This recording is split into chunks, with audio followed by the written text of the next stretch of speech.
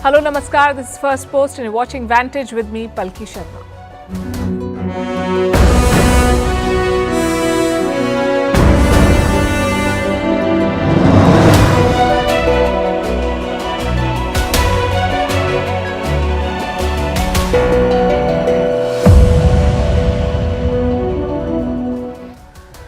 The Israel-Hamas war is now being fought in hospitals. They've run out of supplies and are surrounded by Israeli tanks. As international pressure grows, Israel has released a video showing Hamas infrastructure under a children's hospital. Weapons, telltale signs of hostages being held, and military apparatus. Critics say it's all propaganda, although it's a fact that Hamas uses civilians as human shields. They've embedded themselves in civilian areas. Tonight, we'll bring you the pictures. Also tell you about the source of their funds. Turns out, cryptocurrency is fueling the Hamas network. Meanwhile, India has called out Canada's hypocrisy on Khalistani terror at the United Nations. Rishi Sunak has been hit by the first no-confidence letter a day after his dramatic cabinet reshuffle. China and Pakistan are holding their biggest ever joint naval drill. In Myanmar, the ruling junta is losing ground to rebels. Their troops are crossing over to India. In Madagascar, the stage is set for a tense presidential election. In Iceland, they've seen 900 earthquakes in a day. And it's World Diabetes Day. It's a silent killer, and we must talk about it tonight. All this and more coming up. The headlines first. Finland mulls closing its border with Russia. Helsinki accuses Moscow of turning a blind eye to illegal migrants. Finland claims Russia is trying to destabilize it. In April, Moscow had warned of countermeasures over Finland's decision to join NATO.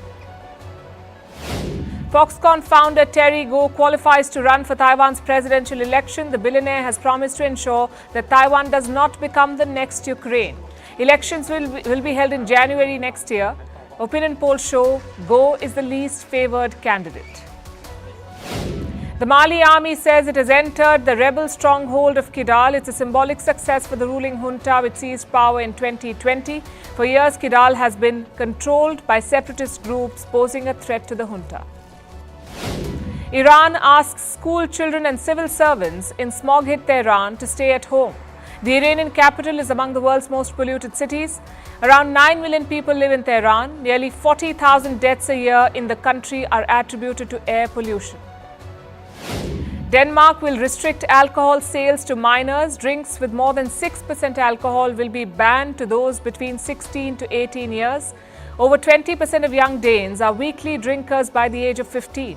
Denmark will also increase taxes on nicotine products.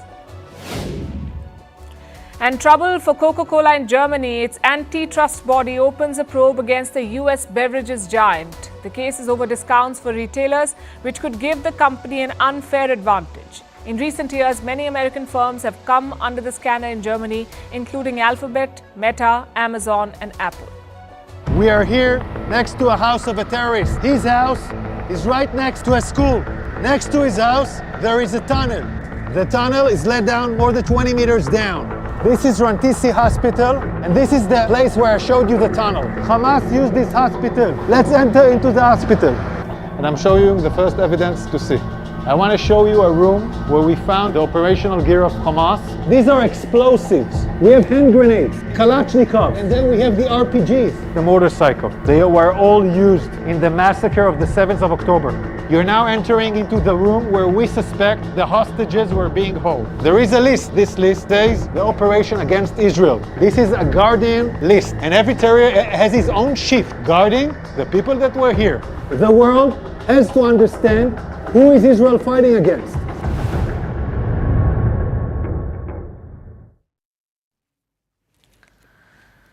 What you just saw is a bombshell of a video. It's been released by Israel. The idea is to show how Hamas used a hospital, a children's hospital in Gaza, to stock weapons and hide hostages.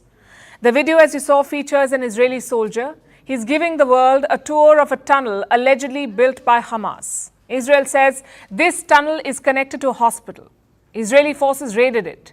They say they found guns and ammunition, hand grenades, as well as RPGs or rocket-propelled grenades. Israel also says hostages were being held here. Take a look at this. A woman, clothes, and a rope. A rope next to the legs. And look above this. Look above it. It's a baby bottle. It's a baby bottle in a basement. Above a World Health Organization sign. This is a suspicion for an area where hostages were being held.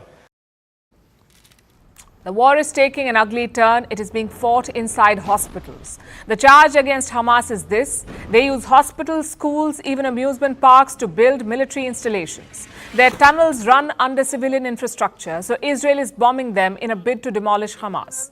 The attacks on hospitals have led to a lot of outrage. The images of patients dying due to power cuts have shocked the world. So Israel has started releasing videos to show what it's up against, to prove that Hamas is using innocent civilians as human shields. This latest video has triggered a lot of reactions. Israel says it was shot in a tunnel under the Rantisi Children's Hospital. Critics say it's an unverified claim. The video itself does not show where the tunnel opens up or how it leads up to the hospital. Israel says this tunnel is near a school and near the house of a senior Hamas official. Watch this. I'm here in Gaza City. We are here next to a house of a terrorist. This is one of the senior terrorists who is the head of the operational naval operations that led the raids into Israel. His house is right next to a school. His house is 200 yards from the hospital of Rantisi. Next to his house, there is a tunnel. In the next part of the video, it's like a guided tour. The soldier says the tunnel is connected to the hospital. He shows military gear inside, guns, explosives, explosive vests, laptops. There's a bike as well, apparently used during the October 7th attacks. The soldier points to some marks on the bike. He says these are bullet marks. And in the final part of the video, he takes us to a different section of the tunnel. He says hostages were held here. Into the room where we suspect the hostages were being held. I want you to look at this room. People are putting curtains with nothing above, just wall. No reason to put here a curtain unless you want to film hostages and deliver movies. So is this video a smoking gun or a piece of propaganda? The answer depends on who you ask. It's been doing the rounds on social media, evoking strong responses. Supporters of Israel see this as justification for the hospital attacks. Critics say it is full of glaring mistakes. Like this page on the wall, the soldier said it's a duty chart of Hamas terrorists. But critics say it's just a calendar, although it does not take away from the fact that Hamas facilities are embedded in civilian areas. And at this point, it's really impossible to independently verify each and every claim. But what's clear is this: hospitals in Gaza have become battlegrounds and patients are cannon fodder. Yesterday, we told you about the Shifa hospital, Gaza's largest hospital. It remains shut. There is no electricity. Israel says they offered fuel for the generators, but Hamas refused. Now, Israeli forces have surrounded the hospital. There are tanks and armored vehicles outside and snipers in the vicinity. The hospital staff is appealing for help. They want a safe passage out for patients. The supplies are running out. The death toll is climbing. 39 patients have died so far due to the shortages. This includes 6 children. Gaza's health ministry says all hospitals in North Gaza are out of service. Yesterday, the United States tried to intervene. They demanded longer pauses in the fighting. President Biden weighed in too. He said Israel should protect the Shifa hospital. And it's my hope and expectation that there will be less intrusive action relative to the hospital. We're in contact and we're with the Israelis. The pressure on Israel is mounting. Their foreign minister says Israel's diplomatic window is shrinking as calls for a ceasefire grow. For Biden, too, things are getting out of hand. The conflict is widening. Yesterday, the U.S. conducted more airstrikes in Syria. They killed 8 Iranian proxies. This is America's 3rd attack in less than 3 weeks. U.S. forces in Syria and Iraq have come under attack. American bases have been targeted. Since early October, the U.S. and allied forces have faced at least 40 attacks, both in Syria and Iraq. So America is responding with precision strikes and sending out a warning to Tehran. These attacks must stop. And if they don't stop, then we won't hesitate to do what's necessary, again, to protect our troops. The conflict is spreading to Lebanon as well. Israel and Hezbollah are trading fire again. Yesterday, there were fresh missile attacks conducted by Israeli forces. They struck South Lebanon. At least 2 people died. A reporter at the border captured the strikes on camera. نهار البارحة وحتى ساعة متأخرة من الليل أنتقل بالصورة طبعا هنا نصبح قبالة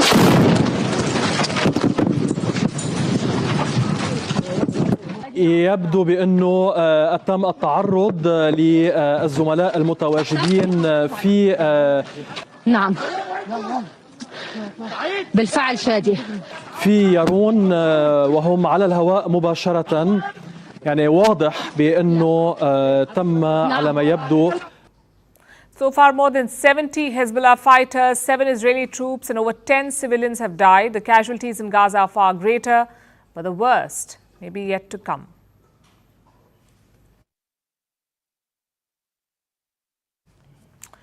So you saw the tunnels, you saw the weapons, you saw the infrastructure, which I'm sure makes you wonder, where did Hamas get the money to build all of this? And the answer is cryptocurrency. Forget Swiss bank accounts or suitcases full of cash. Today, crypto is funding terrorism across the globe and is powering the terror activities of Hamas. Let me show you the numbers first. These are from 2019 to 2023. Hamas received $41 million in crypto funding. This money went to virtual wallets and then to Hamas. Although Hamas was not the only group that used this mode. The Palestinian Islamic Jihad loves crypto too. In the last few years, they have received some $94 million via crypto. Now, these are accounts that were caught, that Israel cracked down on. So the actual numbers could be much higher. Looks like there's no crypto winter for terrorism. But how is virtual money used to fund terror? To answer that, let's start with some basic questions like, what is crypto? It's digital currency created using algorithms. It's not controlled by a bank or a government or a financial institution. Next question, why use crypto? The obvious answer is the ease of payment. You can make crypto payments from just about anywhere in the world. It's as easy as clicking a button, and it's not controlled by governments. Just think about it. If you had to donate to Hamas through a bank, imagine the bureaucracy involved. You would have to create a bank account, then you would need to find an intermediary, you would have to avoid sanctions, and it won't be easy. But with crypto, you just need some bitcoins or any digital currency and your device. Now, even to get this digital currency, you need money. So the next question is, who is funding this crypto surge? Reports suggest it's Iran. And that should not be a surprise. Iran funds, arms and supports Hamas in more ways than one. So giving them crypto would be the next logical step. And looks like they did it. In the 2 years before the attack, Hamas received money from Iran. It's not clear how much, apparently 2 large sums. But Iran was not the only source of money. There were individual donors too, from across the globe. These transactions are discreet. You can tell that the money has been transferred, but you cannot tell by whom. That's what the technology offers, anonymity. It doesn't reveal the source of the money. So Hamas made an appeal in 2019. It was published by their military wing, the Al-Qassam Brigades. They asked supporters to donate money. They wanted them to send bitcoins. And the world saw this happening, a terrorist group openly seeking donations in cryptocurrency. So why was it not stopped? Because cryptocurrency was outside the purview of governments. It operates outside traditional banking systems. Authorities crack down on known financial channels, your Swiss bank accounts, your offshore links. They come under the scanner. But authorities usually ignore this other ecosystem of cryptocurrency, and that's what groups like Hamas exploit.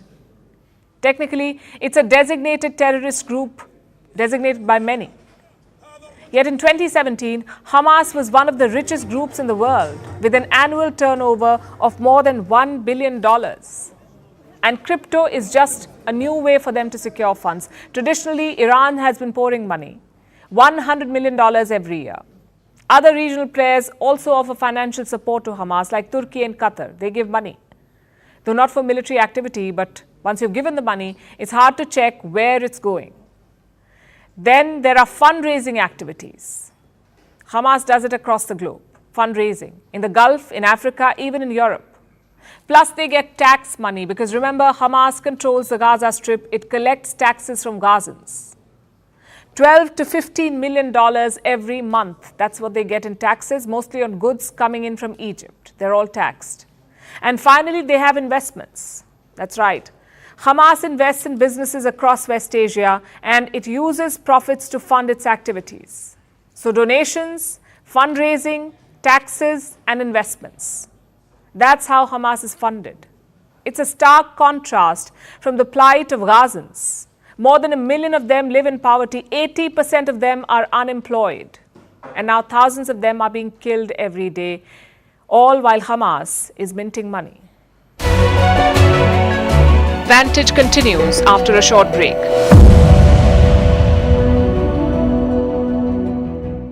Important, especially from the point of view of the Delhi government and the Delhi administration, to make sure that schemes are made and implemented in such a way that the AQI remains under control and it does not become hazardous for the people out here in the national capital. जैसा दिल्ली सरकार ने कहा था कि fire crackers बंद नहीं करने, लेकिन उस हिसाब से फायर क्रैकर्स बहुत ज़्यादा जलाए गए हैं दिल्ली में. जहाँ मैं रहता हूँ वहाँ भी मेरे को बहुत देखने को मिला ये.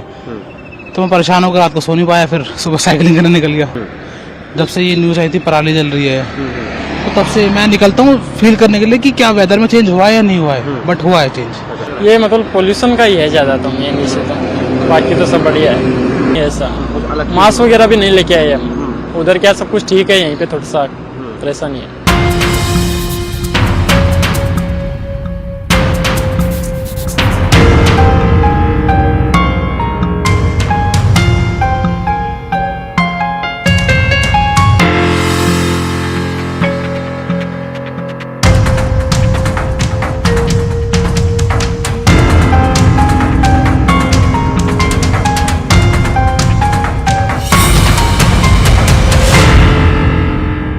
After the relief that people of the national capital got just a few days ago after light spells of rains had engulfed the national capital, which made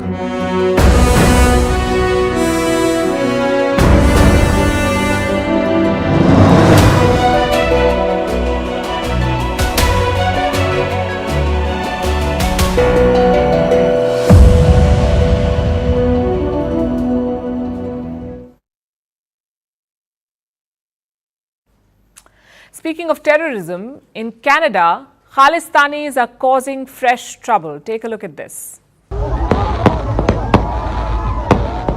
Yeah, make it, take them.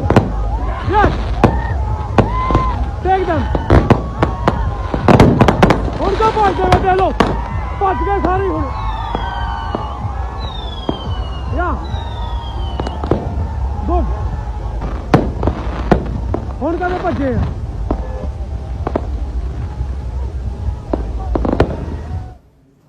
Reports say this happened in Brampton.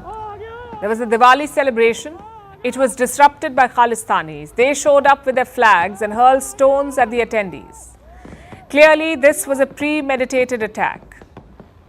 And the Trudeau government must take blame for it. They've put Canada's Indian community in harm's way. Trudeau's tirade against India has emboldened Khalistanis. It has raised the risk of such attacks. And New Delhi saw it coming. Almost 2 months ago, India had issued a warning. It asked Indians in Canada to be cautious. But Ottawa seems to have ignored the threat. Now an investigation is underway into these Brampton clashes. But the local police is playing it down. They do not see this as an attack. They're calling it, and I'm quoting, an internal community fight. That's all. But India has taken note, and India has pulled up Canada, that too at the United Nations Human Rights Council. New Delhi chose the appropriate moment for this at the Universal Periodic Review. It's done by the UN. It's a peer review of sorts. They go through the human rights record of each country and members are allowed to speak. So when Canada was being reviewed, India spoke up. It said Canada should prevent misuse of freedom of expression. It should deny space to extremists and it should prevent attacks on places of worship. This is what India said to Canada. And there's plenty of evidence to back India's argument here. You just saw what happened during Diwali. In August, a Hindu temple was targeted in Canada. It was vandalized by Khalistanis. Indian diplomats in Canada have received death threats. In the month of June, there was a parade. It featured a float. It depicted the assassination of Indira Gandhi, the former Indian Prime Minister. All these incidents highlight Canada's deteriorating law and order situation, its disregard for India's concerns, its tolerance for extremists. Now, in an ideal situation, these would be compelling reasons for a leader to course correct, to take a firm stance against extremists. But not Justin Trudeau. A few days ago, he lectured India again. We were so disappointed when India violated the Vienna Convention and arbitrarily revoked the diplomatic immunity of over 40 Canadian diplomats in India. But we will unequivocally always stand up for the rule of law, because that's who Canada is. That's Justin Trudeau speaking about the rule of law while Khalistanis are attacking Indians in Canada with stones. He's talking about the Vienna Convention. He says India violated it. Now, the Vienna Convention is an international treaty designed to protect diplomats. A few weeks ago, India asked more than 40 Canadian diplomats to leave. India has around 20 diplomats in Canada. Canada had more than 60 in India. India wanted parity, so it asked 40 of them to leave. Is this a violation of the Vienna Convention? Let's look at what the treaty says. I'm quoting from Article 9 here. The receiving state may at any time and without having to explain its decision notify that the head of the mission or any member of the diplomatic staff of the mission is persona non grata. So any diplomat can be asked to leave at any time. And that's not all. In its defense, India also quoted another part of this convention. This is Article 11. This is what it says. In the absence of specific agreement as to the size of the mission, the receiving state may require that the size of a mission be kept within limits considered by it to be reasonable and normal. So the treaty clearly spells out the rules. Justin Trudeau's allegations do not hold water. And no one is taking them seriously anyway. So instead of criticizing India, Trudeau should focus on this, a new security threat. A terrorist is threatening to blow up an Air India flight. His name is Gurpatwant Singh Pannu. He is a member of Sikhs for Justice. It's a sanctioned terrorist group in India. Pannu issued a statement a few days back. He told Sikhs to not fly Air India on the 19th of November. He said their life will be in danger. Those were the exact words. Life will be in danger. Canada says it is investigating these threats. But given their record, this sounds like a hollow assurance. At this stage, nothing less than an arrest should suffice.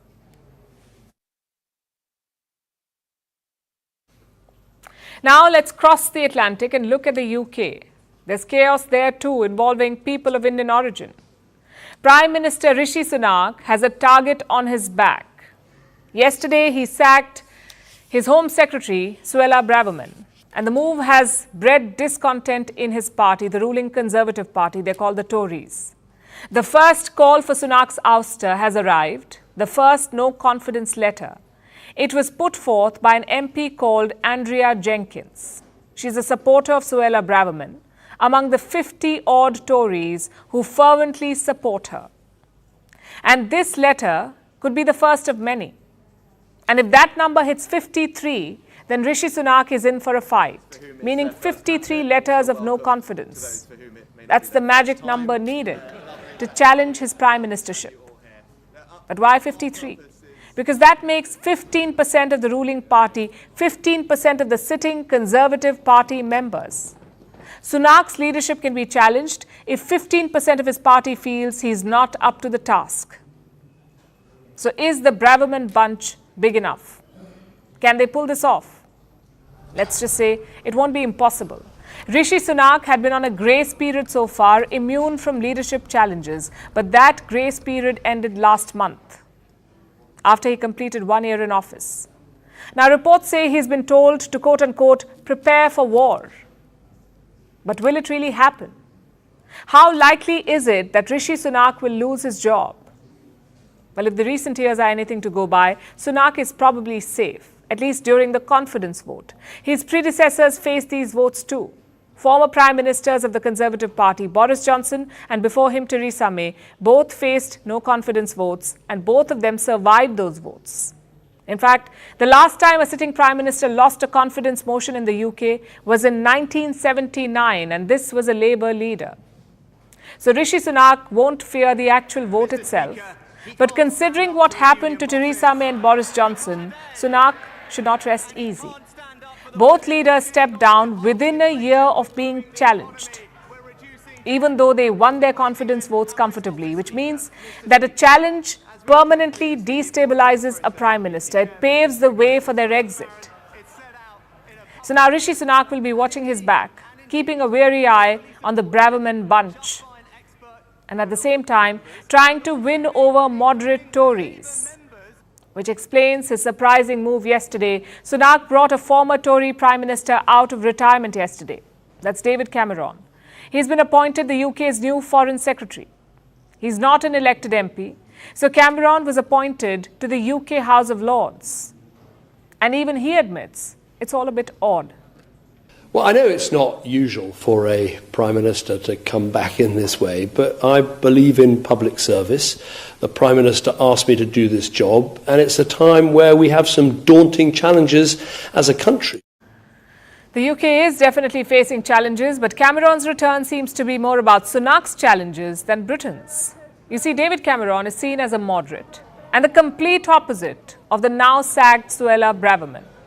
Cameron was anti-Brexit. He championed the push to remain in the EU. He actually resigned in 2016 after the UK voted to leave. And other decisions during his tenure are also considered moderate, like his support for gay marriage. We mentioned this yesterday. Cameron's return may help Rishi Sunak with public perception, but perhaps not as much as he would like. Well, he can't do any worse than what's currently in position, and maybe he's a mature figurehead that we need at the moment. I understand from why the Conservative Party probably did that and why Rishi Sunak did that, bringing in an established politician with a reputation and some gravitas, but ultimately I think it's a short-term decision and a short-term option for David Cameron, as I don't necessarily think he or anybody realistically believes they're going to be in power after the next general election. So yeah, it's a safe pair of hands for realistically what's going to be a temporary job. The UK is heading for a general election next year. It must be held before January 2025. So 1 year, give or take a month. Rishi Sunak and his party are trailing in opinion polls by as much as 20 percentage points in some polls. So unless there's a miracle, Sunak will be in the opposition next year. The question is, will he lead that opposition or not? Suella Braverman will likely stake a claim, and there will be others too. So David Cameron's return is a play for the Tories as much as for the public. Rishi Sunak wants his party to support him, and he's dangled Cameron in front of the fence-sitters. Will this help him stave off a Braverman challenge? We'll keep you posted on London's Game of Thrones.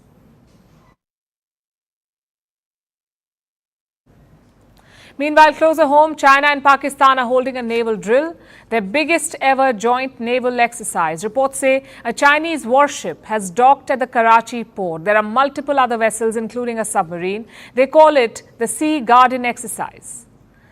And the timing could not have been worse. A major economic crisis is playing out in Pakistan. The country is struggling to make ends meet. But for Pakistan's military, it's business as usual.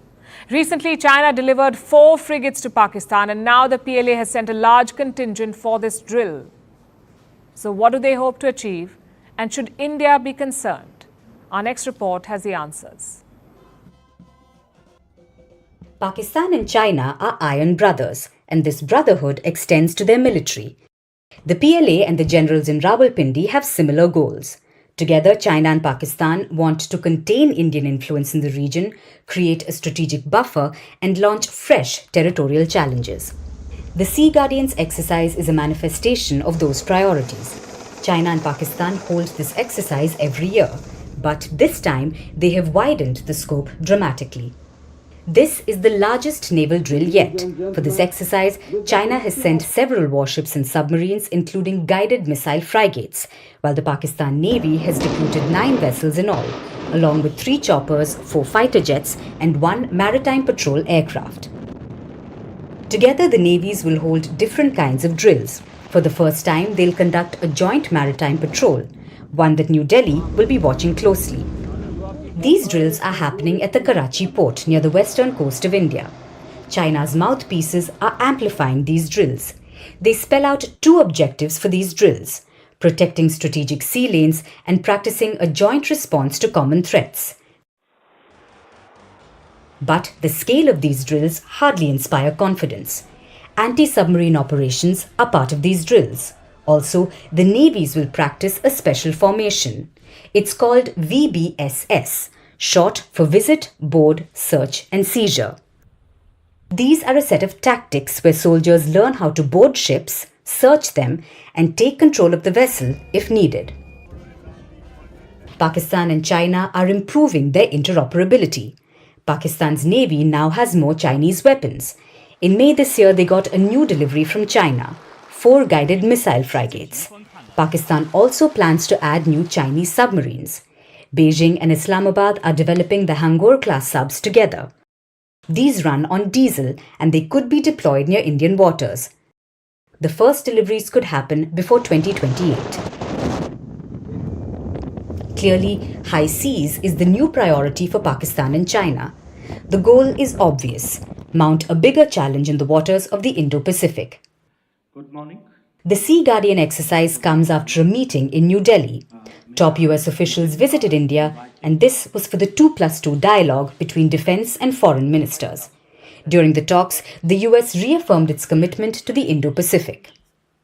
We are promoting a free and open, prosperous, secure and resilient Indo-Pacific, including by strengthening our partnership through the Quad with Japan and Australia.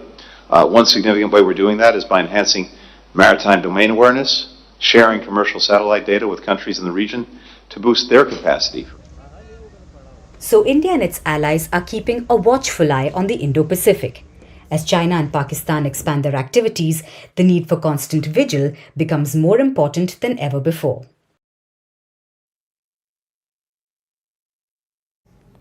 Now let's look at another Chinese client state. One more that's gripped in turmoil: Myanmar. For about 3 weeks now, Myanmar's military junta has been fighting rebels. It started in the eastern state of Shan, and now it has spread across the country, even to Myanmar's border with India. This happened yesterday. Reports say rebels seized a town near India's border, the town of Rikhodar. It's across the border from Mizoram in India. This is the northwest of Myanmar, in the Chin state.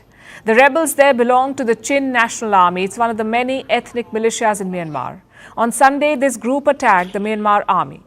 The army has a base in the border town. The rebels attacked it. They besieged it overnight, withstood constant airstrikes by the junta, and by yesterday evening, they captured the town. Needless to say, it's a setback for the ruling junta. They've been losing ground around the nation, ground and soldiers. Some troops are even fleeing to India to escape the rebel uprising. As a result, Myanmar army start taking shelter towards Mizoram, and 39 of them surrendered to Mizoram police last evening. This morning again, we still capture 2 Myanmar army, and apart from that, another one is also injured. That is already admitted in Champhai Civil Hospital yesterday evening itself. So the total Myanmar army who got surrendered in the hand of Mizoram police are 42 in numbers.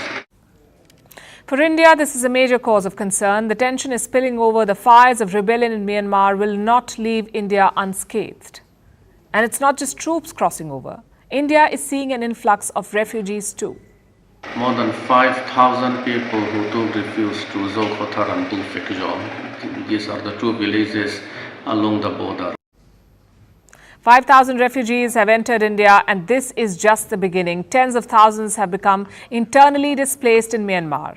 They're trying to flee the fighting on the ground and the junta's retaliatory airstrikes. This is all over the country. Let me show you a map of Myanmar. The rebel offensive began on the 27th of October in the eastern Shan state. 3 rebel groups came together to form the Brotherhood Alliance. Now the fire and the fighting has spread to all these other states. The rebels keep releasing videos. They're claiming to have captured key cities, from Calais in the north to Kunlung in the east. 2023年11月12日，同盟军正式解放公路。不错，刚才有红灯。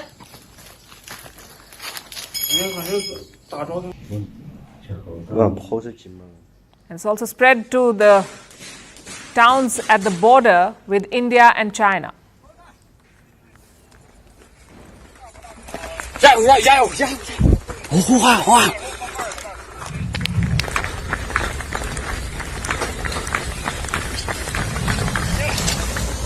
又要的慢摆，怎么样？服务的。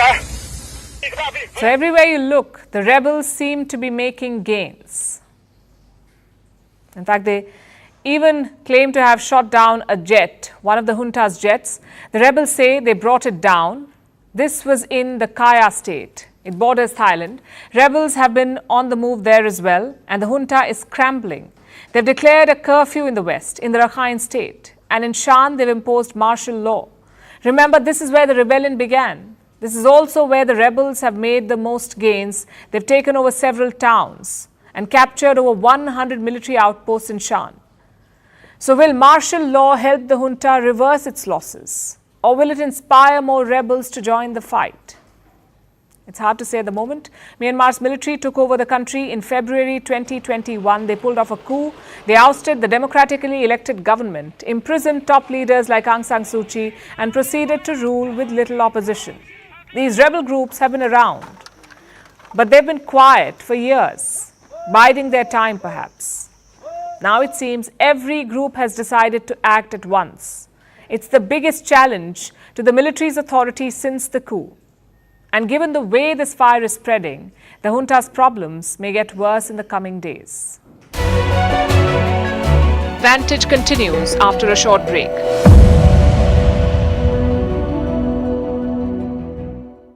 Had come down significantly and was hovering in the poor category. Now post Diwali, we are seeing that the AQI has again deteriorated. Currently I am reporting from Kartavyapath and just move to the frame and try and show you in the visuals over here that another layer of smog has yet again engulfed the national capital. But remember, this is not only smog, but what experts are saying that there is element of fog that is also in these visuals that you are seeing on your screens right now.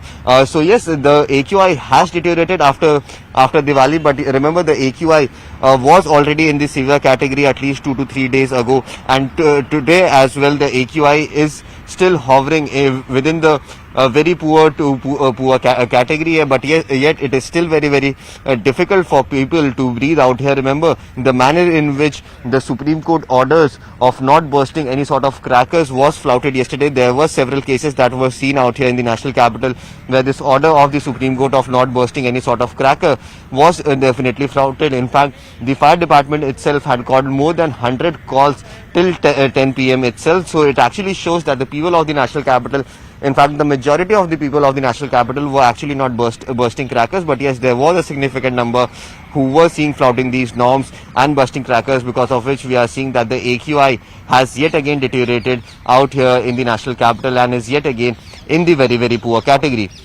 Now today the prediction from the IMD is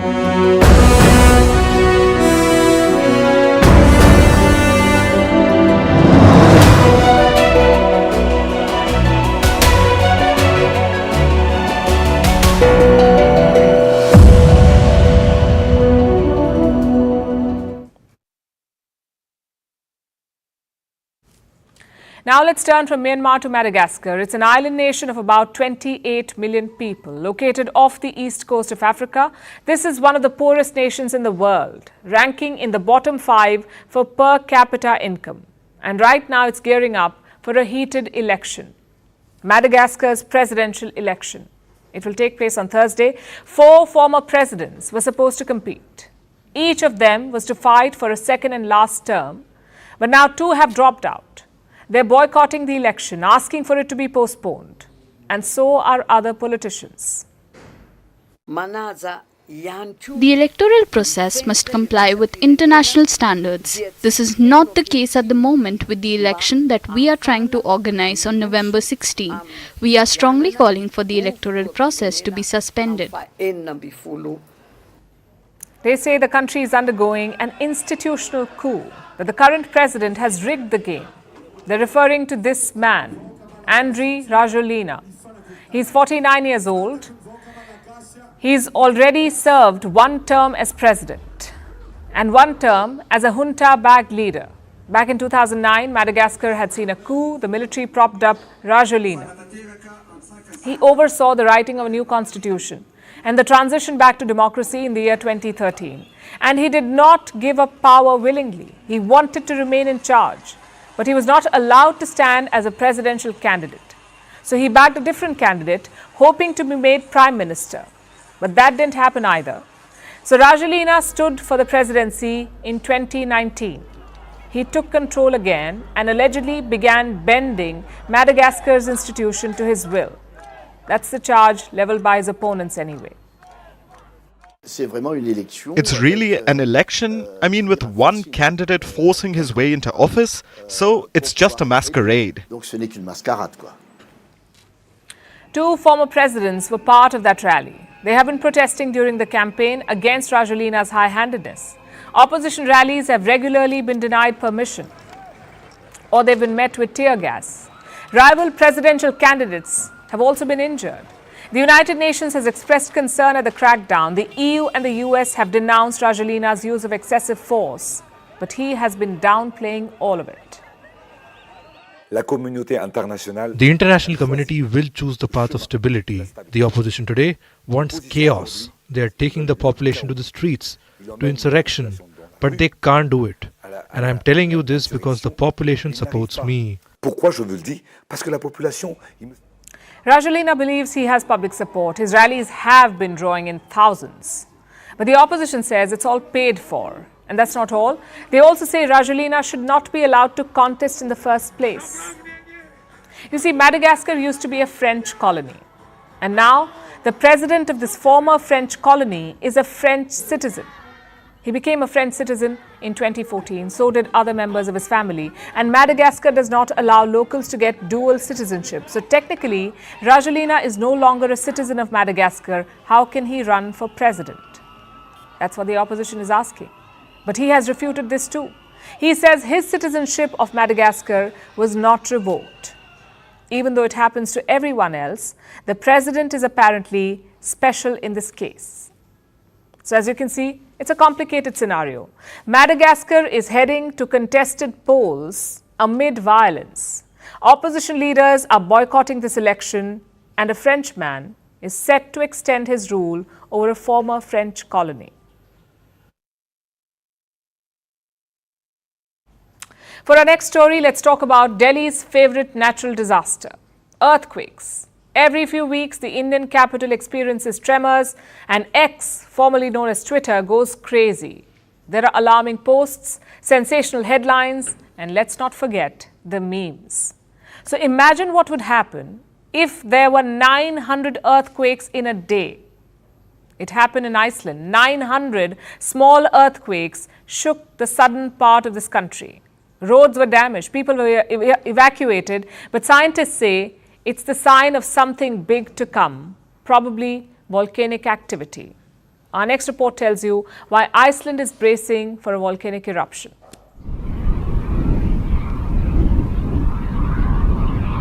It was the early hours of Monday. The town of Grindavik was fast asleep, its residents oblivious to the magma shifting under the Earth's crust.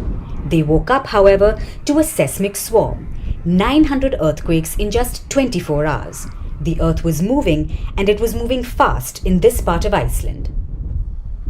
Earth can just open up and swallow you, you never know. So it was really scary. And actually, when I came here to safety, I felt so good, so relieved.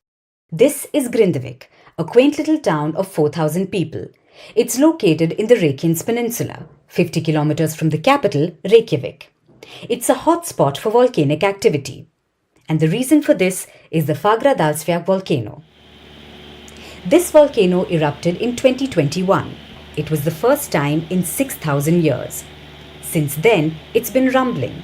For those living here, mini earthquakes are no big deal. They experience it all the time. But this time, it's different. And the reason for that is a river of magma flowing underground. You see, most earthquakes are caused by movements in the Earth's crust, basically tectonic plates shifting. But sometimes it's caused by magma, the hot molten rock that's present underground. On Saturday, scientists discovered a tunnel of magma. It's around 15 kilometers long, and it's connected to the volcano, and it's flowing beneath the Reykjanes Peninsula. Events took a sudden turn on Friday, the 10th of November. The magma that had accumulated beneath the ground suddenly began to propagate into a so-called intrusion, a thin sliver of magma that began to propagate towards the surface. And this intrusion now sits just below the Earth's surface, so a molten sheet of magma over a distance of 15 kilometers, and it in fact stretches through and beneath the coastal town of Grindavik. So now there are two things that could happen. The magma could just sit in the upper crust. This could be for days. Eventually, it could cool down, solidifying in place. This could take weeks or even months.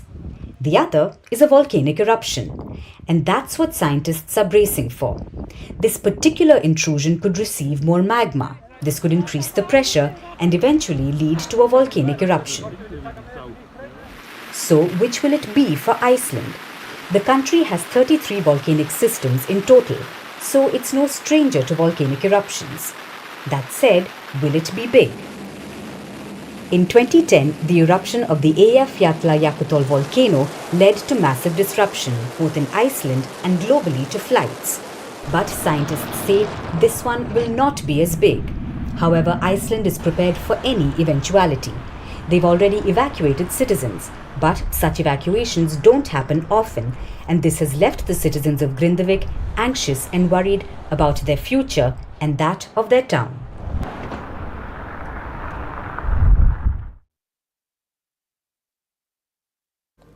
Today is Children's Day, but 14th November is also significant for another reason. Before I tell you what it is, let me ask you a question. Do you know what the following have in common? Kamal Hassan, Rekha, Sonam Kapoor, Samantha Ruth Prabhu, Anil Kumble, Wasim Akram and Nick Jonas.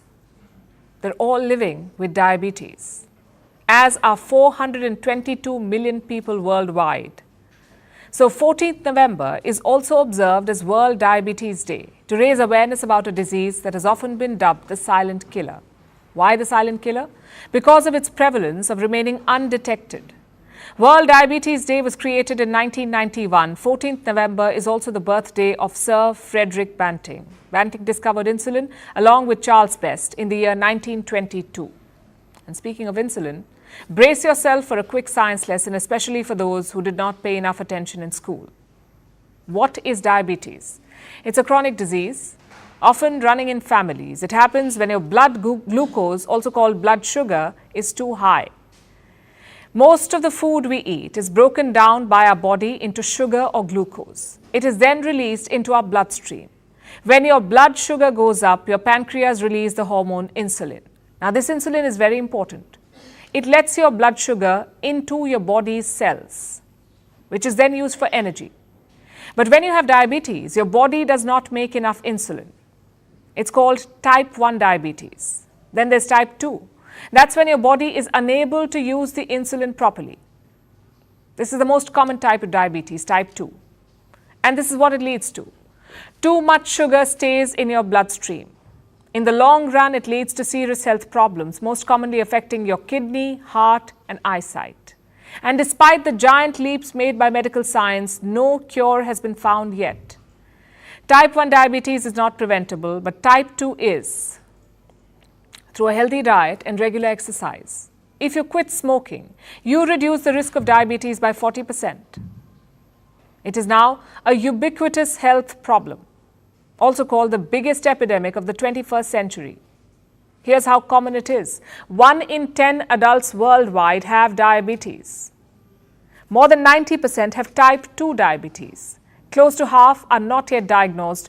More than 2 in 3 people with diabetes already have complications at the time of diagnosis. By 2040, it is estimated that more than 500 million people will have diabetes. So the picture is not pretty, and it's particularly grim here in India. India is called the diabetes capital of the world. This is what a recent study revealed. More than 100 million people in the country are living with diabetes. That's more than 11% of our population. Another 136 million are in the pre-diabetes stage. More than 60% of people with pre-diabetes usually end up with diabetes within 5 years. Another major concern is this: a large number of children are affected by it. A study was done in Chennai and Delhi. It has found a link between type 2 diabetes and air pollution. So that increases the risk given how high our pollution levels are. Plus, South Asians in general have greater insulin resistance. This makes us more prone to diabetes than Caucasians. The only good news, if you can call it that, is this: most people with type 2 diabetes have type 2 diabetes, and that is preventable. Adopting a healthy lifestyle significantly reduces your risks. Keep your body weight in check, quit smoking, eat healthy. These are simple steps. They'll go a long way in battling this silent killer. Living with diabetes is a reality for many of us, but we still have a choice. We can choose what impact this insidious disease has on our lives. And now it's time for Vantage Shots, images that tell the story. In Japan, dogs don kimonos and receive blessings in place of children as the nation stares at a plummeting birth rate. In China, the unused rooftop of a residential complex was turned into a public park, and electric air taxis could be transporting passengers from JFK to Manhattan by 2025 as New York tests its first ever electric taxi flight.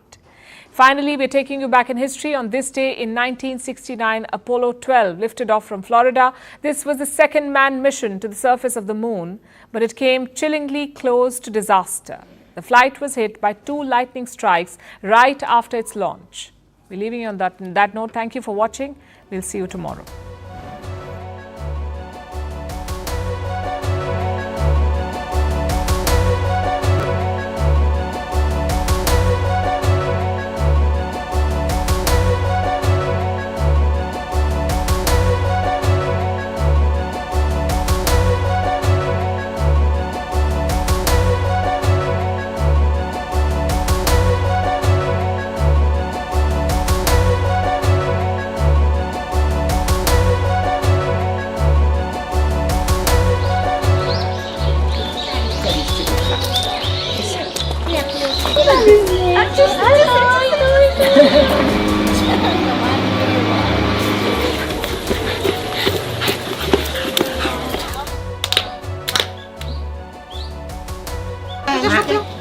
나무して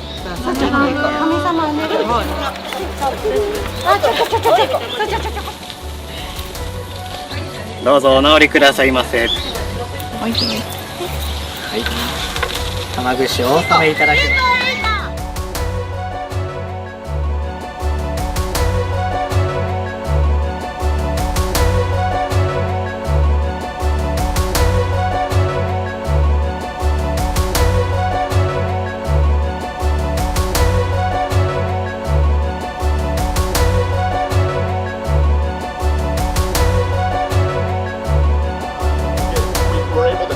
Acoustic signature such that it can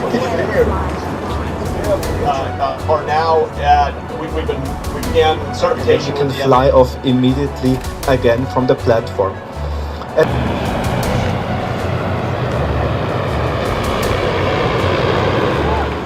The aircraft today is being piloted by Buddy Denham, our chief test pilot, who is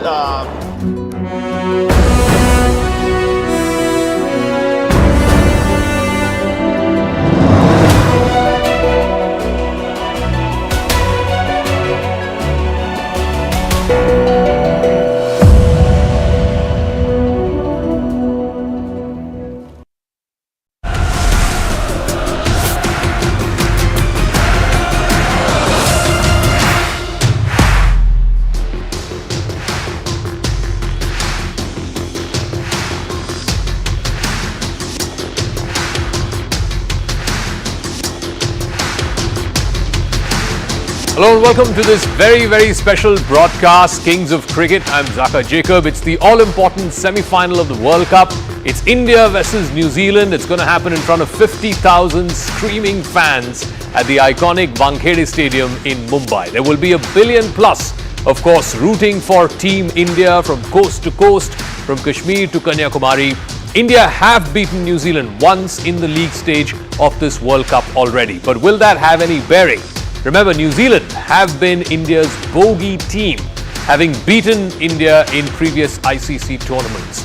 So, who are the favourites going into the all-important semi-final, the first semi-final tomorrow in Mumbai? How does India navigate the Kiwi challenge?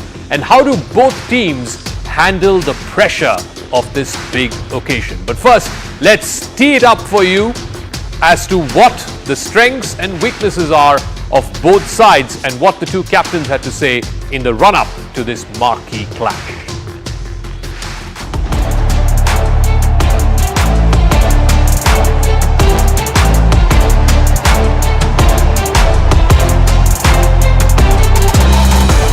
Get ready for the first semi-final of the ODI World Cup 2023.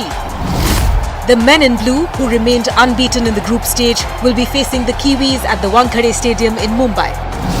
Although Rohit Sharma and company performed stupendously against each and every team in this edition of the World Cup, this match against New Zealand would be a tough one to crack. This will surely remind Team India of the 2019 World Cup semi-final when Kane Williamson led New Zealand knocked out India from the World Cup.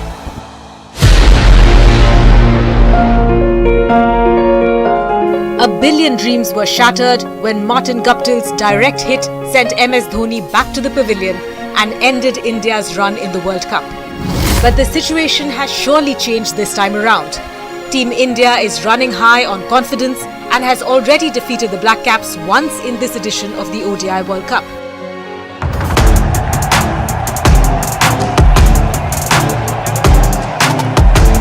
India's bowling, batting and fielding look sharp and they are ready to defeat the Kiwis once again. Meanwhile, Kane Williamson and team struggle to get into the semi-finals. But 23-year-old Rachin Ravindra is in a fabulous form and is looking to dismantle the Indian bowlers. The Black Caps also have a formidable bowling lineup who have the potential to trouble Indian batters. Yes, the Kiwis also have an upper hand in the head-to-head battle, but Team India is riding on high confidence. So will India continue to pursue 1 billion dreams at Wankhede, or will the Black Caps get into the finals again by defeating India this time? All right, and we have a very, very special lineup of guests joining us here in the studios, and we'll be opening up our phone lines where you can call and ask the expert if you have any questions for our experts. You can also go to our social media handles on Twitter, on Facebook and on Instagram. 01206403751 is the question. So fire your questions. Here in our studios, like I said, a very, very special panel of guests. Mohinder Amarnath is former India vice-captain of the iconic 1983 World Cup winning team. Venkatesh Prasad, former India pacer. And of course, who can forget the 1996 quarterfinal, India-Pakistan in Bangalore. And of course, via satellite, we're joined by Murli Karthik, former India spinner. And of course, Ayaz Memin, senior sports journalist, also joining us. So let me start off. Let's tee it off. India versus New Zealand. They say New Zealand is India's bogey team. They've defeated us in the previous edition, of course, in the 2019 World Cup semi-final, in the World Test Championship in 2021. So they seem to have the edge over India on ICC tournaments. But this World Cup and the way India has played, winning 9 games on the trot, and New Zealand lost their last 4 games. Do you think India has the edge?